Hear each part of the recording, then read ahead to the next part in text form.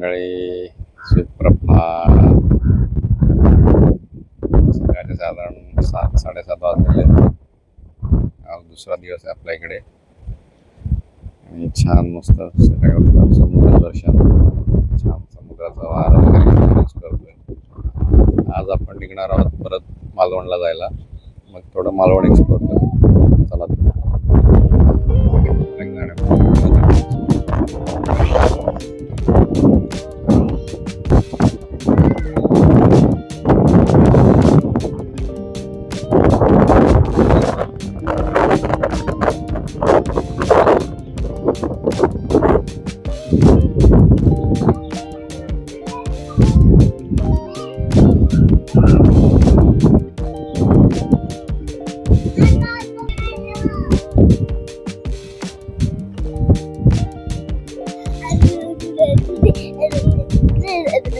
काय मंडळी, कसा वाटला? चांगला आहे ना? फ्रंट साईडच्या बाल्कनीमधून छान असा सूर्योदय बघायला मिळाला.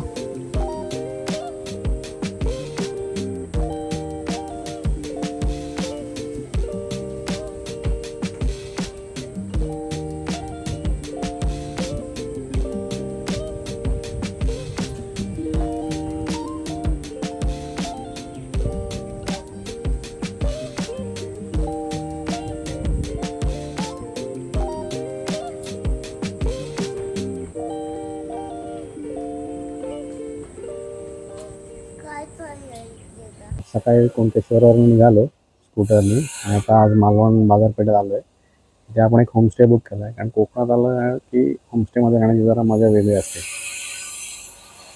तर आपण आता चेक इन करणार आहोत. नंतर मालवण बाजारपेठ वगैरे फिरू. दाखवतो तुम्हाला की मालवण बाजारपेठेतल्या काही चांगल्या काजू मिळणारी ठिकाणं आणि मालवणमध्ये बघणारी असली छान छान ठिकाणं. तो पण तिथली छान एक तुम्हाला टूर देतो बागेची. छान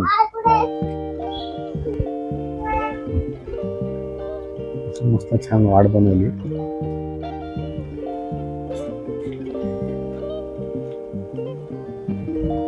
असं इकडनं आपण येतो मस्तपैकी. इकडनं चांगलं प्रशस्त पार्किंग यांचं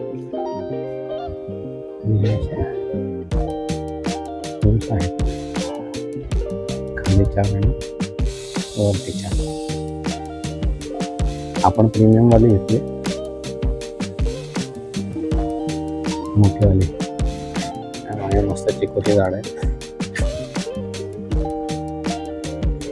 चिकू लागले त्याला. त्यांचं मंदिर आहे.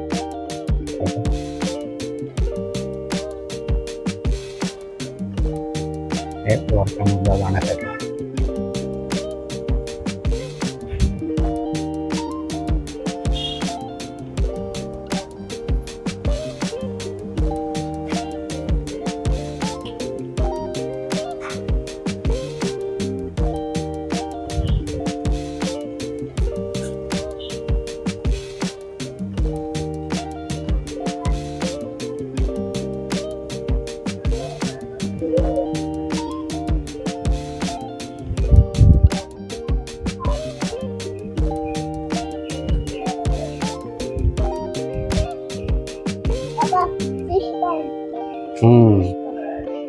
फिश नाही बघा, पक्षापेक्षांना पाणी पिण्यासाठी.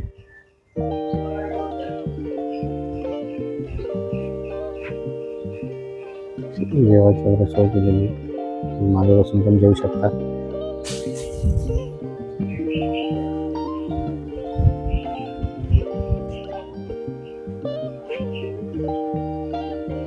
हॅमॉक्स वगैरे चिल करायचं असेल तर बघू शकता. स्वच्छ मेंटेन प्रॉपर्टी आहे. छान तुम्हाला मालवणी मध्ये आल्यानंतर, कोकणात आल्यानंतर असं तिथल्या लोकल घरामध्ये राहिलेला अनुभव आहे. होमस्टेमध्ये जे घरगुती जेवण मिळतं ना, ते पण खूप छान असतं. ठीक, रिसॉर्ट वगैरे तुम्ही जावा, पण एखाद दिवस तरी होमस्टेमध्ये घालवावा असं माझं म्हणणं राहील. ही विहीर आहे.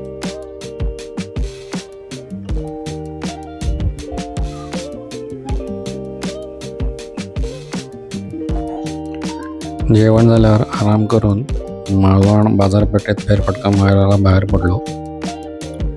काही कारणाने ते रेकॉर्डिंगचा व्हिडिओ मला अपलोड नाही करता आला, पण मी काही काजू खरेदी केलेली आहे, त्याचा तुम्हाला फोटो दाखवतो आहे.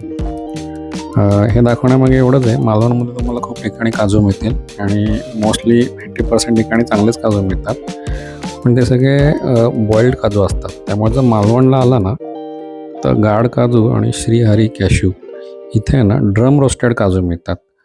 तर हे ट्रेडिशनल पद्धतीने भाजलेले काजू असतात. हे टेस्टला खूप क्रंची असतात आणि एक्स्ट्रीमली न्यूट्रिशियस असतात.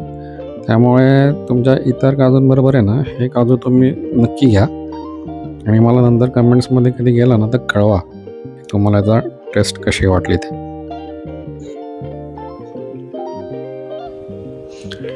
आणि मालवणचा प्रमुख पर्यटनाचं आकर्षण असलेला हा सिंधुदुर्ग किल्ला आणि हा मालवणचा समुद्रकिनारा जेट्टी. इतर वेळेस ओव्हरक्राऊडेड असलेली जागा, किल्ला पर्यटन आणि वॉटर स्पोर्ट्स बंद असल्यामुळे एकदम मोकळी होती. हाच प्रसिद्ध जलदुर्ग सिंधुदुर्ग किल्ला.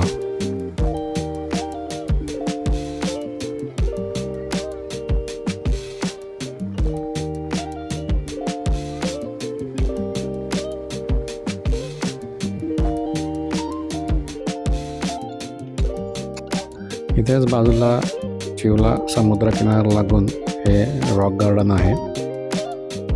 10 रुपये प्रवेश फी आहे.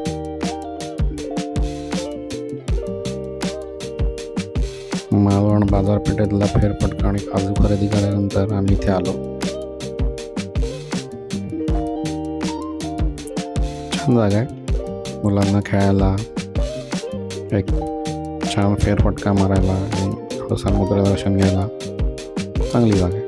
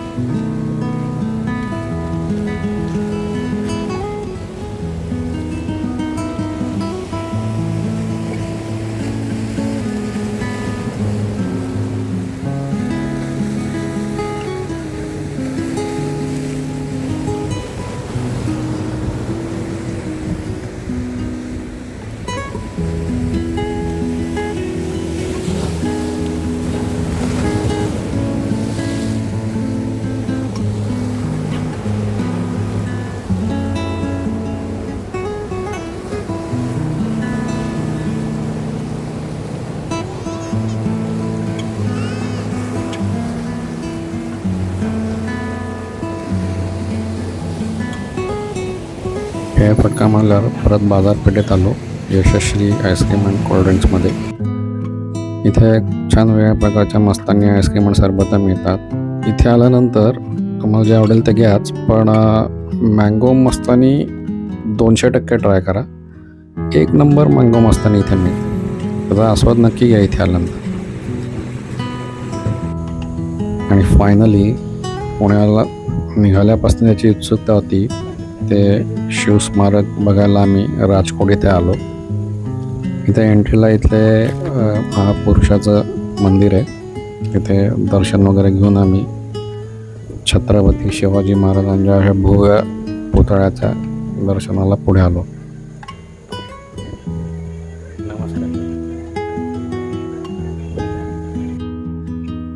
महाराजांचा हा भव्य पुतळा बघून अक्षरशः डोळ्यांचं पारणं फिटतं. ह्याची भव्यता जमेल तितकी मी कॅमेऱ्यामध्ये कॅप्चर करायचा प्रयत्न करून तुम्हाला दाखवण्याचा प्रयत्न केला आहे. ह्याच्या अवतीभोवती अजूनही म्युझियम किंवा सुशोभीकरणाचं काम चालू आहे. सगळं काही प्रोजेक्ट पूर्ण झाल्यानंतर हे एक प्रमुख आकर्षण नक्कीच होणार आहे.